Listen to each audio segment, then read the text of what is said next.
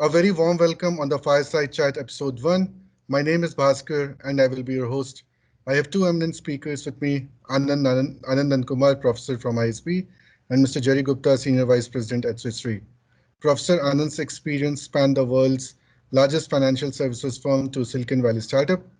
He teaches strategic innovation management and strategic challenges for innovation-based startup at ISB. Jerry Gupta is a senior vice president at Swiss Re, one of the world's leading provider of reinsurance and insurance. He's an executive with experience leading data science and technology initiatives and managing both business and technical teams. At Swiss Re, he leads tech-enabled data-driven innovation with a goal of developing new production solution and taking them to the market. So as we all know, innovation is one of the NASSCOM strategic imperatives to strengthen India's innovation quotient and make the impact. And more precisely and more specific at the recent time on highlighting on Atmanirbhar Bharat, which is the vision of our Prime Minister Narendra Modi of making India a self-reliant nation, which also reiterates the need of innovation and scaling it up and become epicenter for innovation. So before I go to my eminent speaker, in the layman language, the way I understand innovation is more like a new method, idea, or a product. So it's good to hear from specialists. So Professor Anand, the first thing that I would like to understand from you, how do you define innovation and your point of view, why it's important? Innovation, like you rightly said, includes the generation of new ideas. And for companies, what's also important is to benefit from it. So I would maybe make one addition to what you had already mentioned about innovation, which is the idea of generating value and as well as being able to capture it. Because without the ability of being able to capture it, there may not be any incentives for inventors to actually produce those innovations as well. So yeah, we get very religious about talking about product innovation process, radical, and so on and so forth. For me, like you rightly said, I think generation of new ideas is probably very critical. And to your second part of the question about what is the role that it plays for firms or even for economies, I think innovation is by far and it has been shown as one of the biggest contributors to GDP per capita and economic growth and so on and so forth. And of course, for companies, it's a source of sustainable competitive advantage, right? So if you look around ourselves, the companies that have survived for 100 plus years, we have one a member from one such company over here. So for the companies that have always been around for a long period of time, given that creative destruction, as Shampita would call it, is imminent, right? It's only a matter of time before new ideas replace old ideas. If you look at it from that perspective, I think innovation is incredibly crucial for firms to even survive. Forget about competitive advantage. I think it's a survival imperative as much as it's a source of competitive advantage as well. Which is why both at the level of a firm as well as the level of an economy, I think innovation can never be overemphasized. Is my view. Yeah. Very well said. Jerry, what's innovation for you and how will you define it? I actually echo Anand's sort of comments on what innovation is, right? I mean, I think if you do a Google search on innovation, there are about 3,500 different definitions that pop up, right? And that's probably an understatement.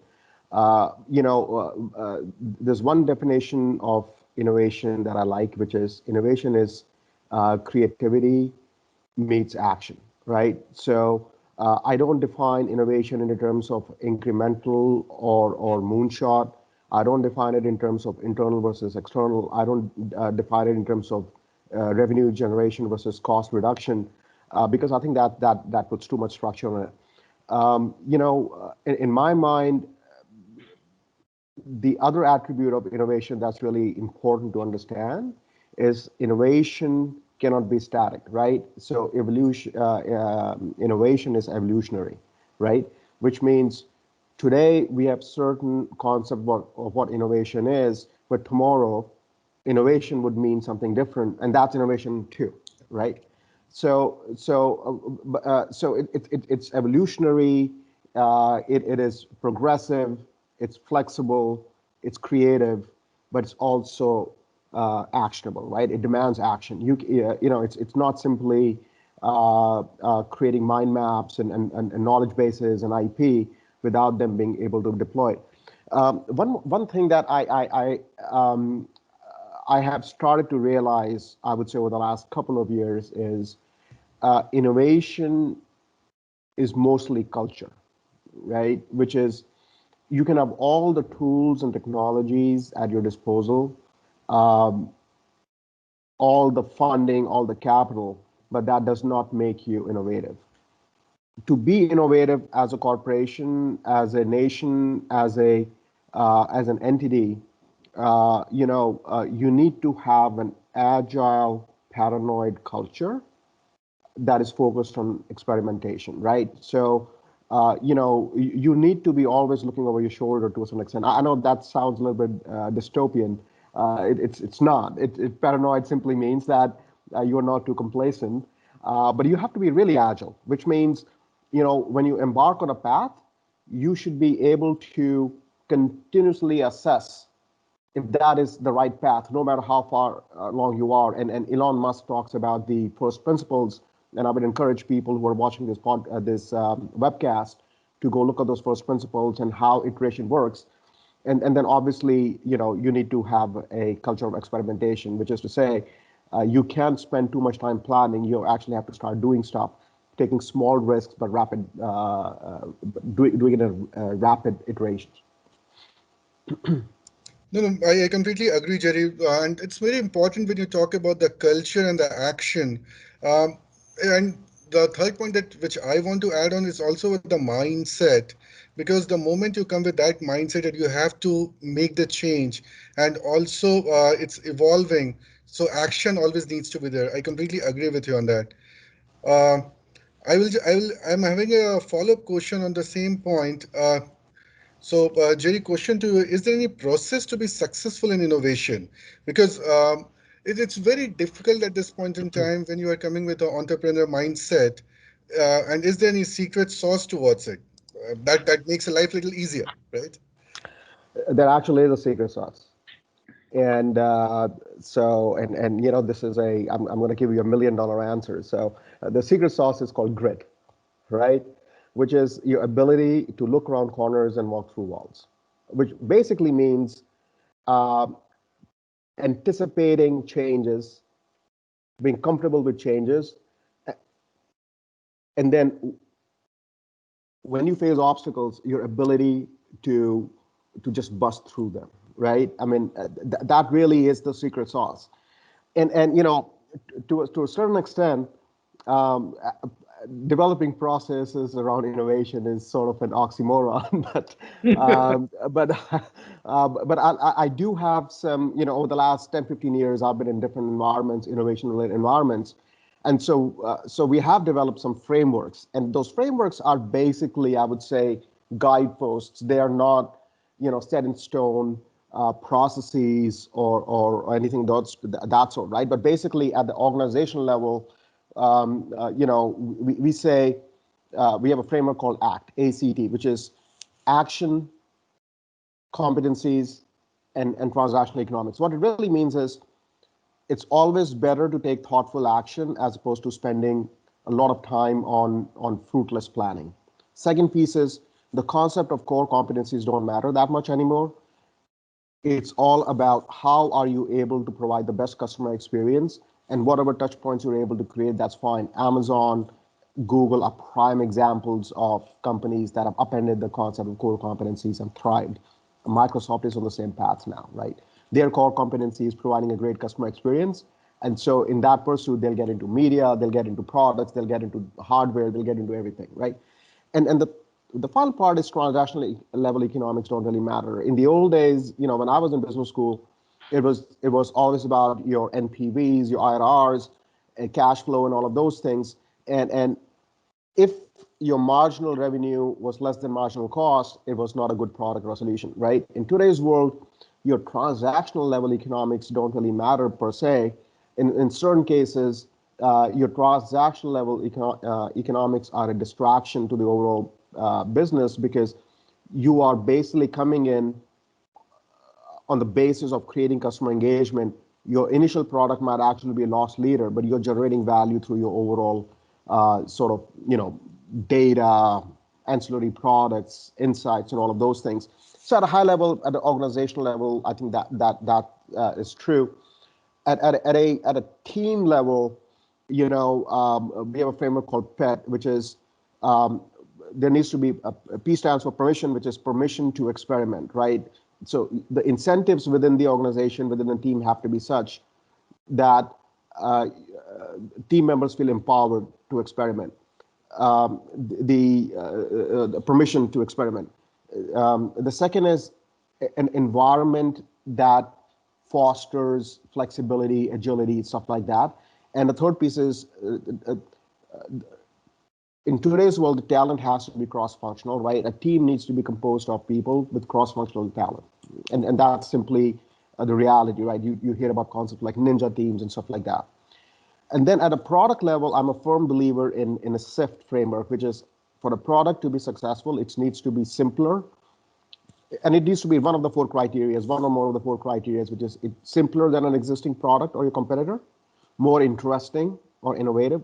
Interesting is a better word.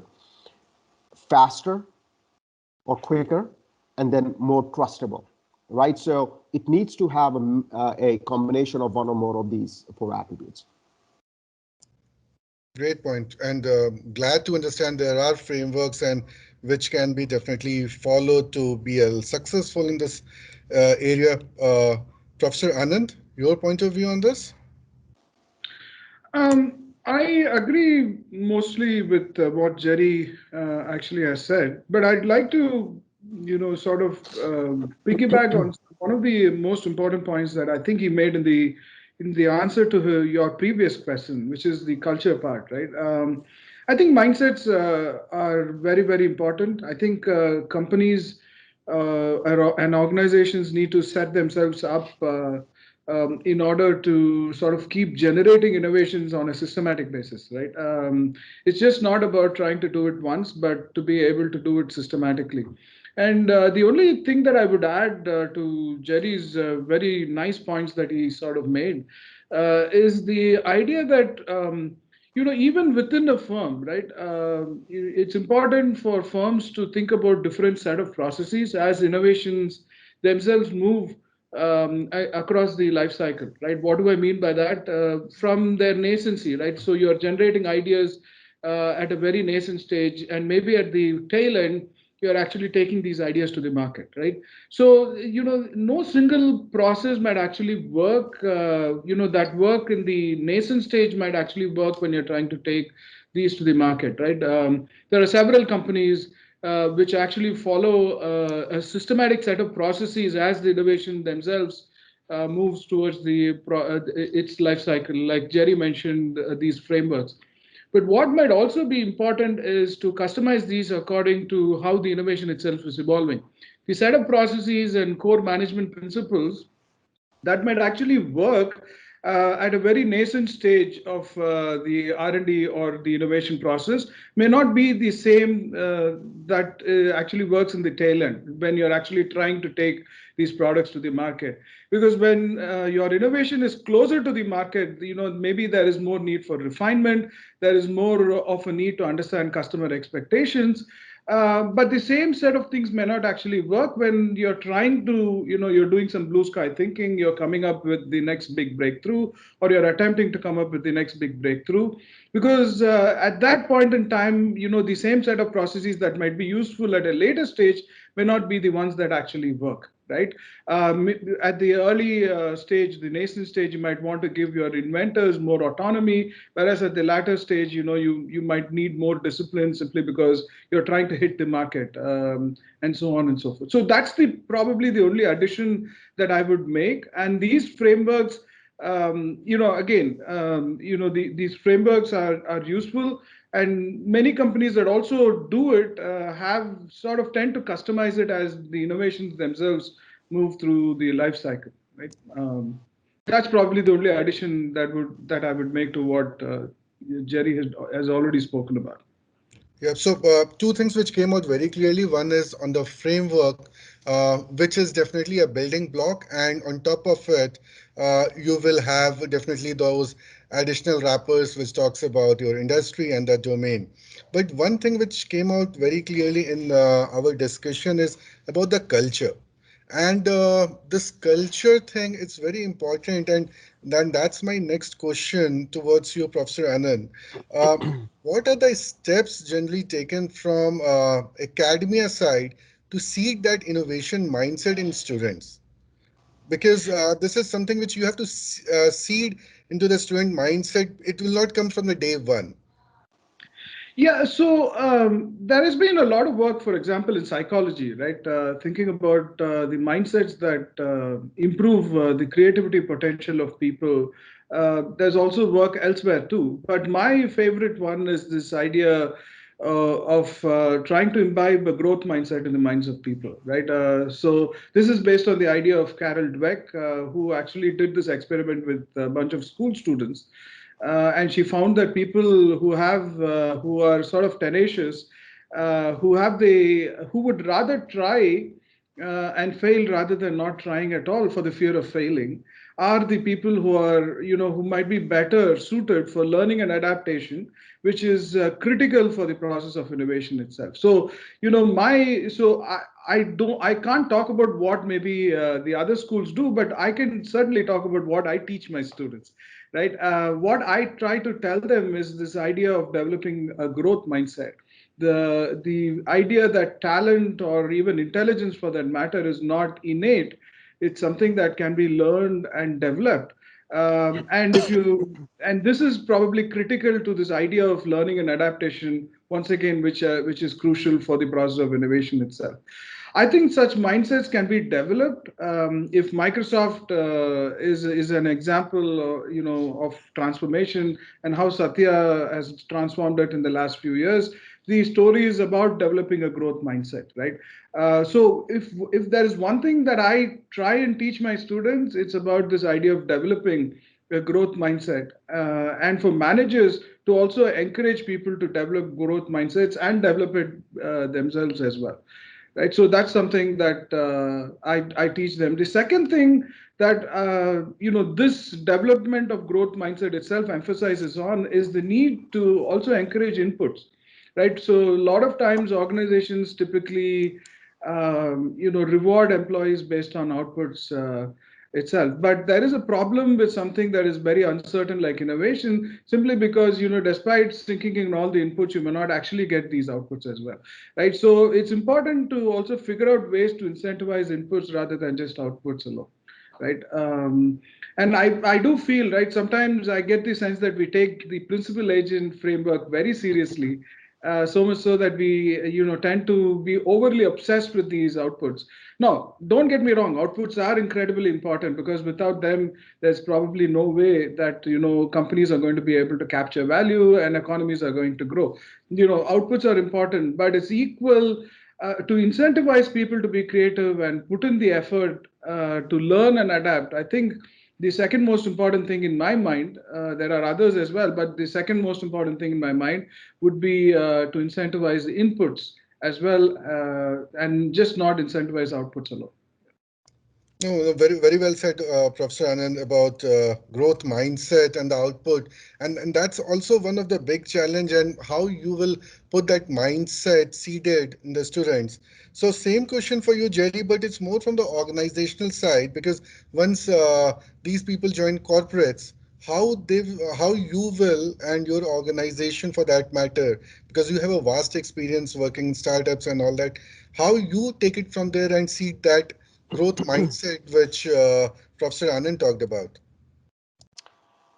Yeah, I think it sort of segues really well with the concept of agile culture we talked about earlier, right?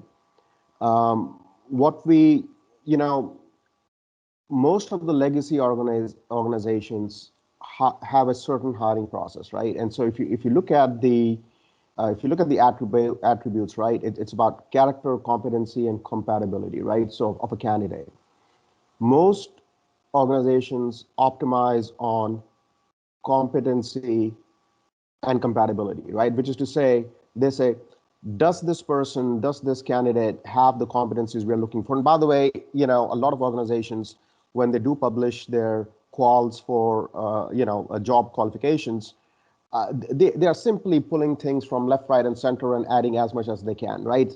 They're not always very well thought out job qualifications or job requirements. So they optimize on, like I said, competency, which is what's the skill set, and then they optimize on compatibility. Will that person be a good fit in our culture, right? And so think about this way, right? If you have a non-innovative culture and you're optimizing and you're hiring people who fit that culture, you are strengthening the status quo. You're ensuring that you're not going to be innovative, right? The third piece of it is character, right? And so there've been a lot of research around um, what is the attribute of a good employee or candidate, right? And so done a lot of research, and I've sort of and you'll notice I love cute sounding acronyms, but I've condensed it into sort of 5 qualities of a person who who can fit into a culture of innovation and who can promote innovation, be agile, and all of those things, right? So it's called Peach framework. It's like, so if you look at statistically what kind of qualities have shown to be an indicator of future success, it's things like persistence, it's things like empathy, it's things like overcoming adversity. So being courageous, having the ability to overcome adversity, collaborative, and hustle slash agility, right? So, your question touches on 2 things, right? Which is, how do you build a culture? I think first you build the culture by having the right hiring strategy. So you're hiring the new generation of candidates, employees, who who are able to succeed in this new digital environment, a very innovative, fast-moving, fluid environment. The second piece is your existing culture, right? And I think that's where most organizations actually struggle, and it's really difficult because you know you really have to change all the sort of pillars of an organization, right? So what are the pillars of an organization, right? There's the vision, there's the incentives, there's the capabilities, and then there's the resources. And I think it all boils down to really incentives, right? um, the existing workforce is geared towards and optimized towards improving current processes, cost savings, and stuff like that. That's their day job. That's all they do. And it's really difficult to have the change in mindset where they become incentivized to break what they're doing today, break the current product, and build the next generation of product, right? Netflix is a very stunning example of a company that successfully did it, right? Very few companies can do it, right? So one of the things that you hear as an executive when you promote new ideas is, hey, this is, we're already doing something similar, it might cannibalize what we are doing. And the answer you have to give is, if this has the potential of cannibalizing your existing product is not good enough, right? If you don't cannibalize your own product, someone else will. So I think the incentive structure of the existing workforce, and it all boils down to incentive. And Anand said it very succinctly, right? I mean, we are looking for outputs. We measure outputs. We don't measure inputs, right? I mean, admittedly, if you only measure inputs, don't measure any output, that's going to be a dystopian as well. You have to, but we are sort of underweighting inputs and overweighting outputs, and we need to change that. One thing, while you and Anand have discussed about the mindset and the culture, do you think the fear of failure plays a very important role when we talk about the changing mindset and culture? And this is typically from the India perspective, because as per the Indian culture, the moment somebody start calling you, you have not succeeded, I will not say failure, but if you have not succeeded, then there are a lot of question comes in. So, allow me to start first, because I think this again builds on what Anand said, right? You know, it's a little bit related to principal agent problem, which which Anand alluded to. The modern manager is optimized for risk aversion, right? Which is to say, he or she is dinged for a failed project more than he or she is rewarded for a successful project. The probability of a project succeeding is really low, right? And so if there's a 90% chance a product or a project will fail and 10% it will succeed, you've already stacked the deck against the manager, right? And then you're saying, you know, uh, this person has failed so many times. Theoretically, a successful manager will fail 9 times and succeed 1 time, and hopefully that 1 time has an ROI that covers for the 9 other failures, right? And I think that is one of the issues, right? And it relates to principal agent problem. The thing that we are missing to a certain extent is, again, we come back to the input out measurement of input versus output. That is important, but also managers are not evaluated on the basis of not taking adequate risk. So I'll give you an example, right? Why did Blockbuster not get into digital streaming? Because I can guarantee you there was someone in the company who had proposed that idea, but there was some senior executive who had said no. Was that senior executive punished for that sort of non experimentation or non-risk taking, right? So we punish for failures and risk taking, but we don't punish or we don't hold them accountable for the inverse of it, which is not taking risk that they should have taken, right? So I think those are some of the things that we need to incorporate into our sort of evaluation metrics for managers, how we value milestones, how we evaluate end of the year performance and stuff like that. Oh, very well So said. Yeah, couldn't agree Bhaskar. more with Jerry. I think because for me, this is the fundamental idea of trying to measure inputs as well or reward inputs as well.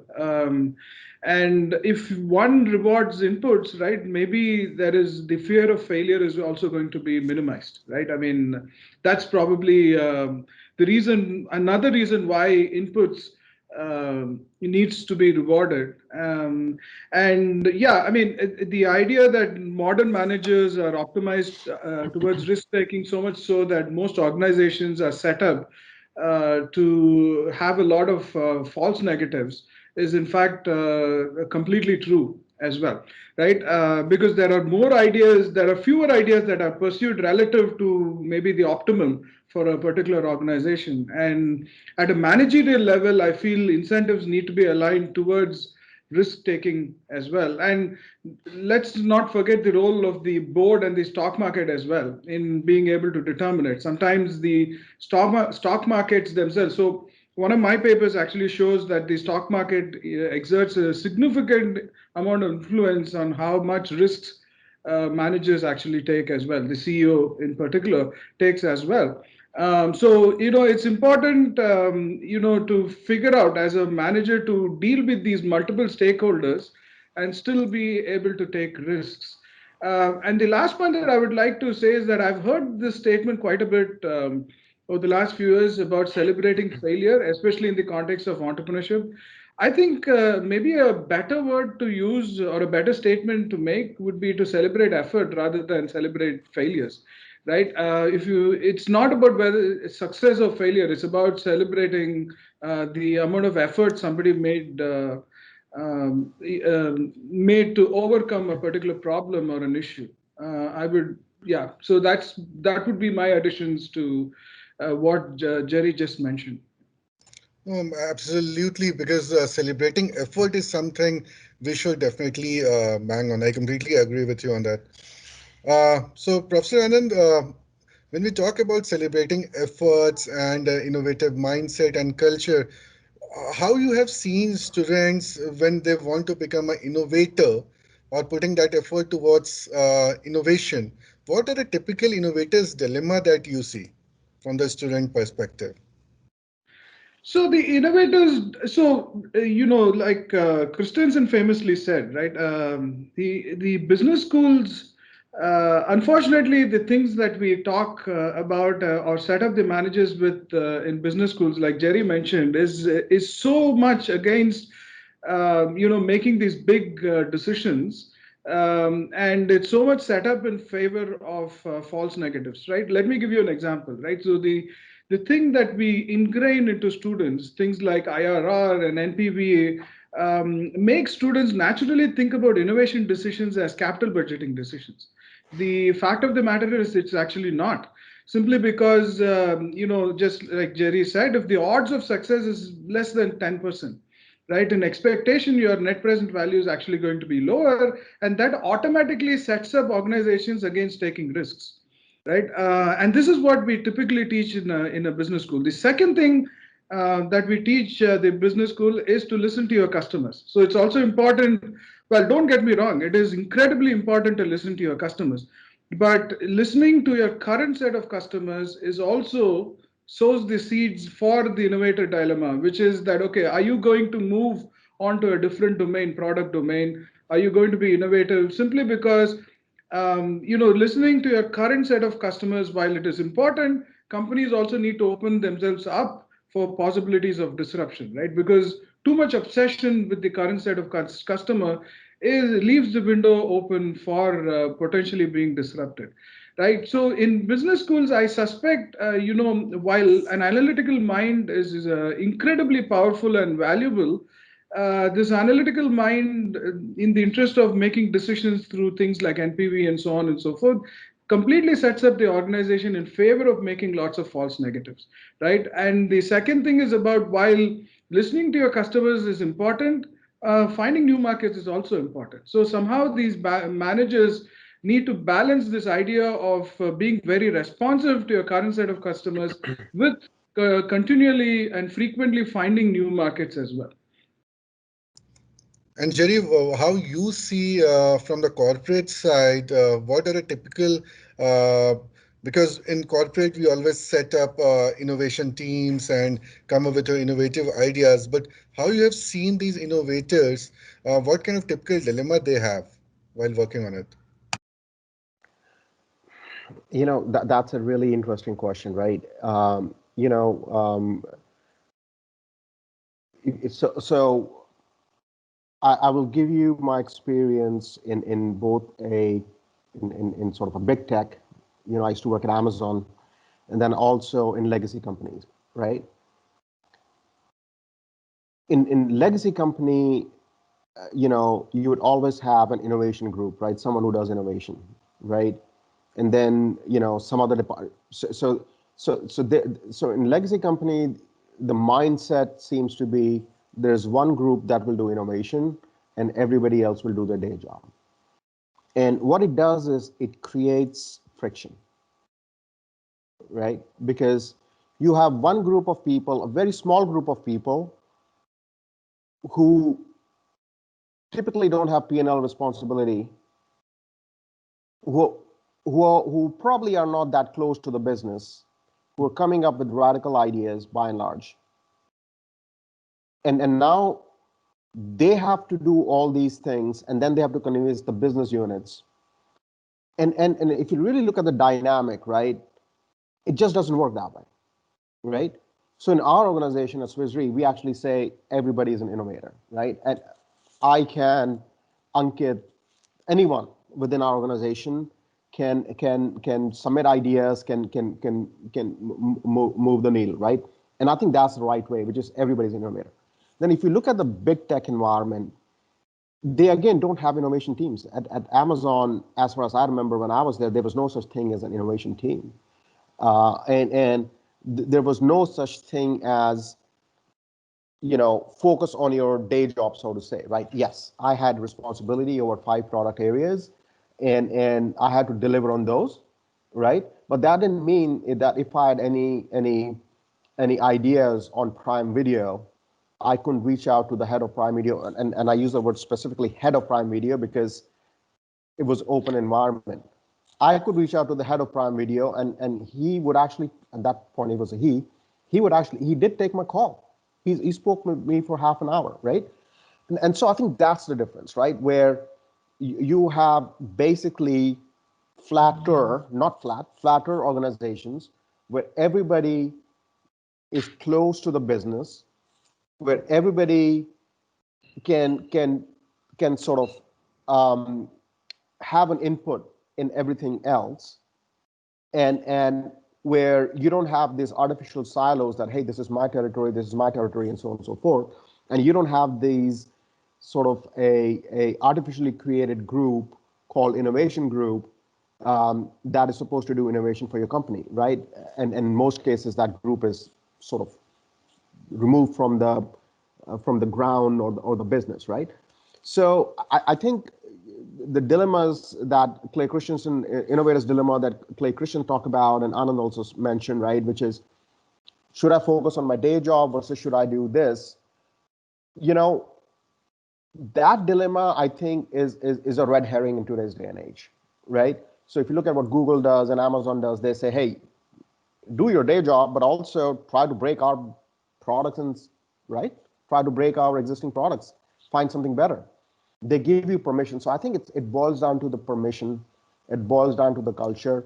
Permission being the management doesn't ding you at the end of the year for not being quote unquote focused, right? Where management doesn't ding you for the 9 small experiments you did that failed, but actually rewards you for the one you did that succeeded, right? Because experiments fail not because they're always bad ideas. Most of them fail because A, the market is not ready, you have internal sort of infrastructure or stakeholder related issues and stuff like that. So I think I would frame it in those terms and sort of create, again, it starts with culture. It has to be culture, culture, culture. And then once you have the culture, it's about incentives. It's about how you're measuring things. And as Anand also pointed out, don't focus just on outputs, focus also on inputs, balance them. Sure, sure. I think you're absolutely bang on, Jerry. So we are talking about culture, we are talking about growth output, but I would also like to understand from you both.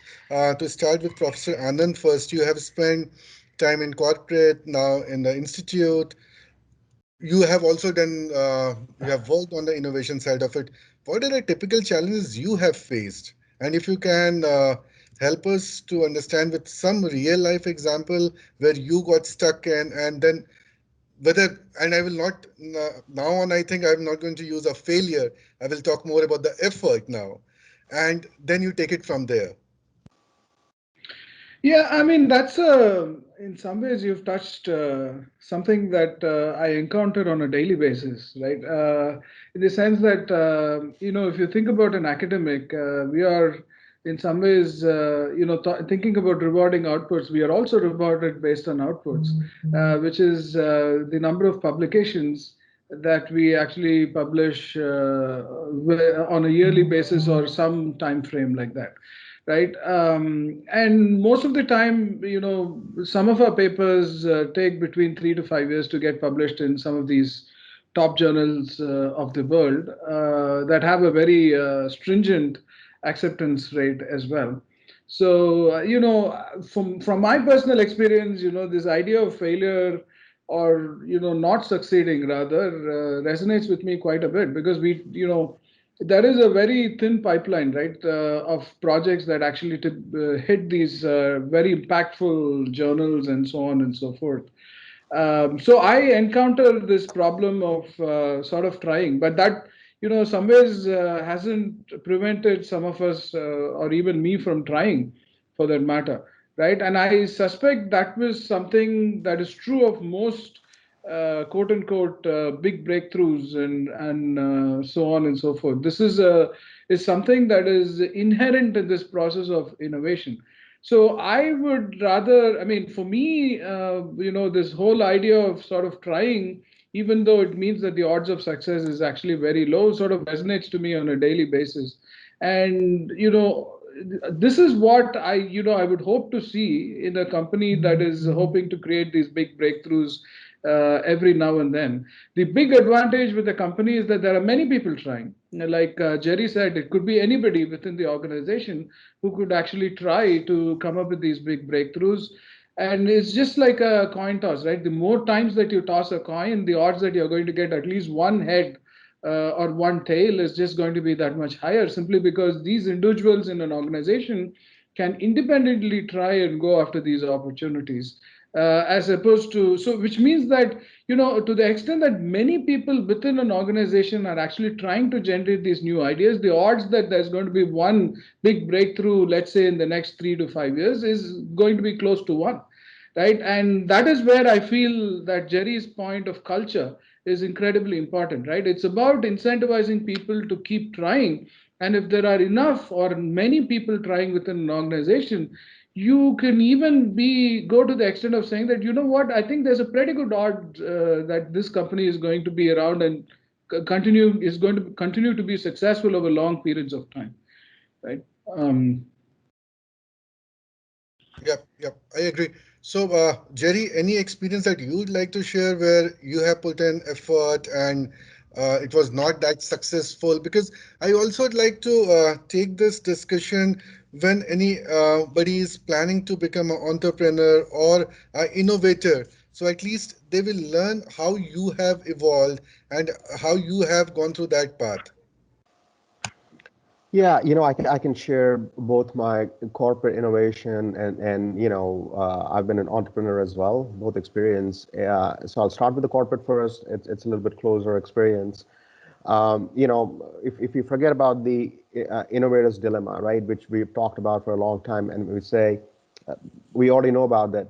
Even after that, there are three sort of pain points that an innovator within an organization has, right? One is relates to experimentation, right, which is today's organizations are geared towards planning. They want to plan everything with every T crossed, every I dotted, right?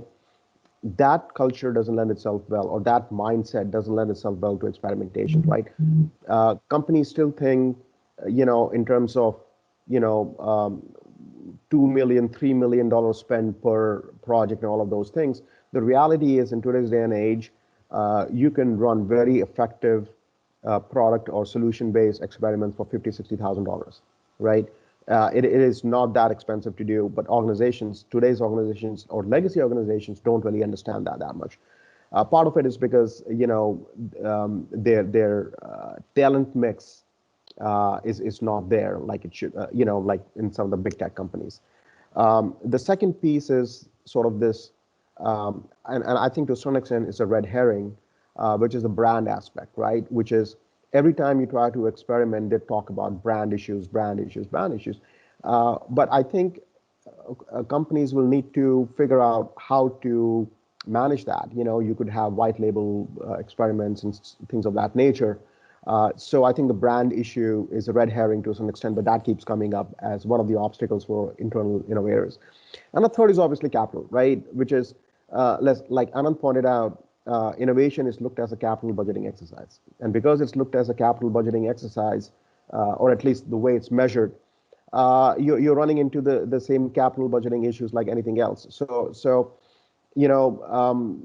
Amazon, I keep coming back to Amazon, but there are companies which have sort of solved that. They say, hey, we'll have an internal innovation fund where our internal employees can take money from that fund and do it, right?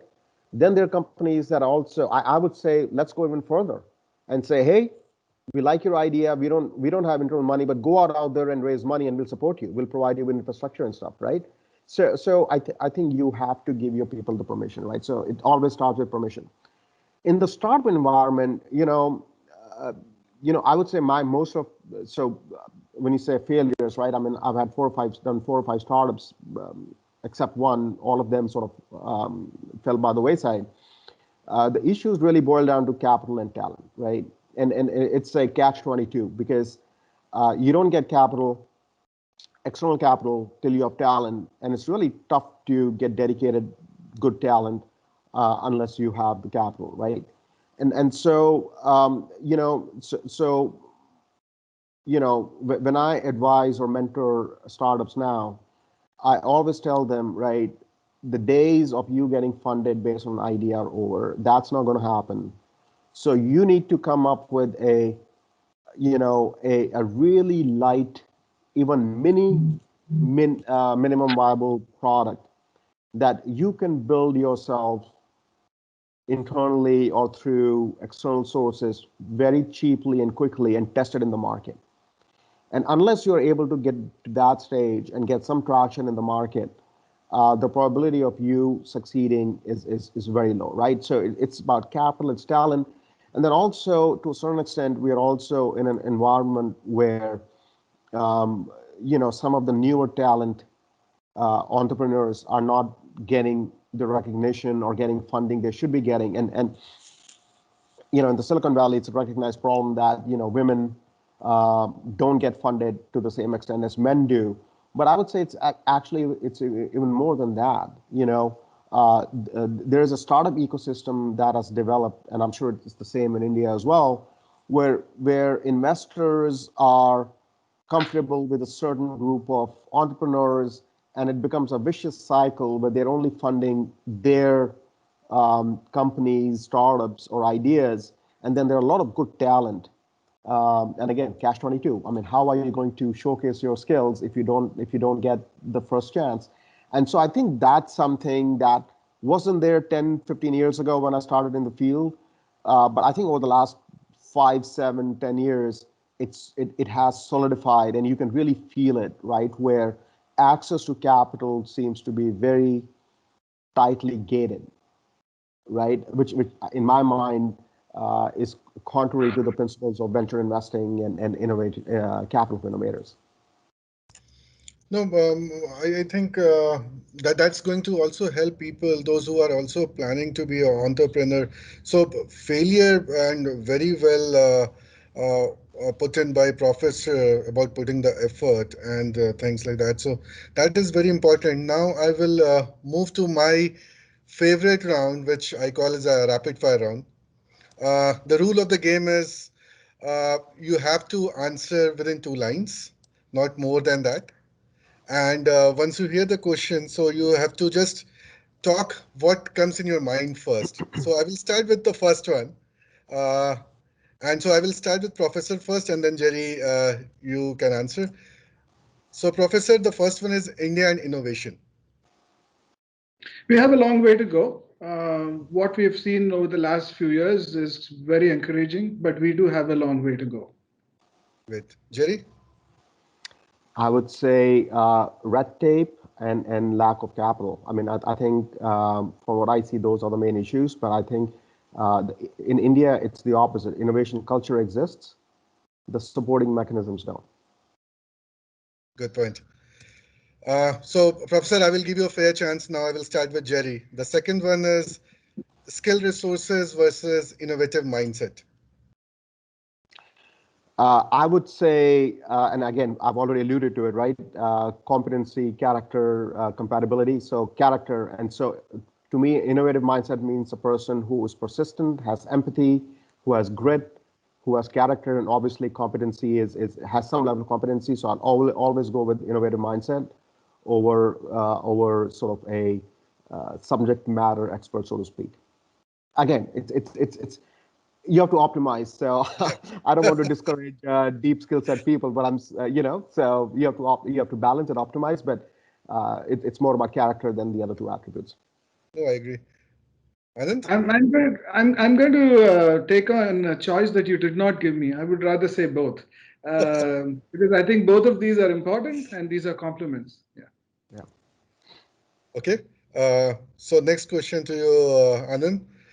Top 3 things that you would like to change to see India as an innovation epicenter. The mindsets for sure, resources, the infrastructure, And my third favorite one would be University Industry Connect. Okay. Jerry? Anand has hit the nail on the head. The only thing I would add to that is the sort of the bureaucracy piece, right? So the enabling infrastructure, which is, getting permits, the speed of execution of all of those things. So yeah. Okay, the next one, I believe, Jerry, you will be the right person to answer this, and it's very close to your heart. Startup versus large MNC's way of working.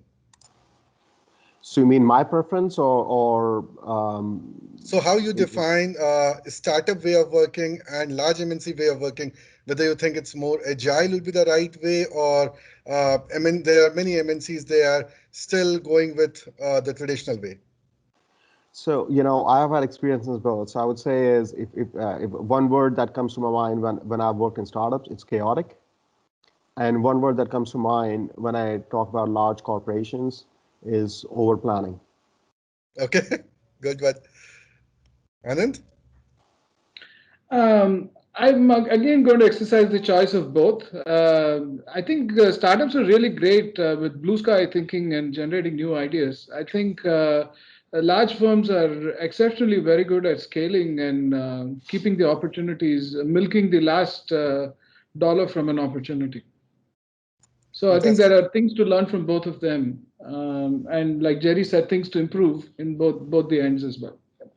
Fantastic. So now we are almost towards the end. So before we close, so any message from you, Professor Anand, from the academia side to young entrepreneurs or the students, those who want to become an innovator, because we definitely want to become a Atmanirbhar Bharat and self-reliant India. Any message from your side? I would also like to think that I'm young, but nonetheless, I'll give it a shot. For me, the big thing is to remember that it's better to try and fail rather than failing without trying. I certainly feel that. And people, that also means that we should, as an ecosystem, encourage effort rather than merely successes alone. And to even our education system perhaps can be modified towards those objectives. Great point. Jerry? Yeah, I would echo those points, right? The new national education policy, from what I've seen, the snippets looks like the right direction, right? It's exactly similar to what we have in the United States right now with banking of credits and stuff like that. It's very good, gives people flexibility. If you're embarking on your entrepreneurial journey, right, the first thing you have to ask yourself is, why are you doing this? It's a tough road. You don't. I mean, it's like, your company becomes your wife. You're married to it. It consumes your life, and so you really must love it. You should do it because you want to do it, not because that's the cool thing to do or because that's everything everybody else is doing. I think some people are optimized and they have the right talent to be in corporate environment, and some have to be in the startup environment, and you have to decide for yourself why. So question your motives, and when you're 100% sure what you want to do, that's when you do it. Don't do it otherwise. It's a very tiring, stressful, exciting, exhilarating, draining journey. So we, but then if you do embark on an entrepreneurial journey, then you have to wear multiple hats, right? You can be sitting in an office just being strategy. You have to be the chief janitor, you have to be the chief sales guy, you have to be the chief fundraiser, you have to be the chief strategist, and you have to be the chief apologist, and you have to be the chief customer service guy. So you have to do everything, and unless you love doing it, don't do it. Very well said, Jerry. So I really enjoyed talking to you, Professor Anand and Jerry. Thanks for your time. And so we will close it here. And I'd definitely like to discuss more deeper on these topic. I will come back with the Fireside Chat episode 2. Thank you and goodbye. Stay safe. Thank you, Bhaskar. Thank Thank you, you. Anand. Yeah, thank you. Thank Thanks, you. Jerry. Thank you, Bhaskar. Yeah, thank you, Thank you. everyone. Thank you.